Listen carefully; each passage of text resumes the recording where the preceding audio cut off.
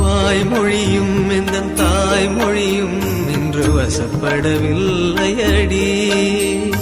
வயிற்றுக்கும் தொண்டைக்கும் உருவமில்லா ஒரு உருண்டையும் உருளுதடி.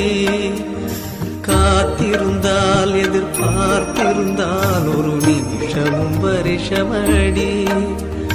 கண்கள் எல்லாம் என்னை பார்ப்பது போல் ஒரு கலக்கமும் தோன்றுதடி. இது சொர்க்கமா நரகமா சொல்லடி உள்ளபடி. நான் வாழ்வதும் பிழை கொண்டு போவதும் உன் வார்த்தையில் உள்ளதடி. என்னவளே அடி என்னவளே எந்த இதயத்தை தொலைத்து விட்டே.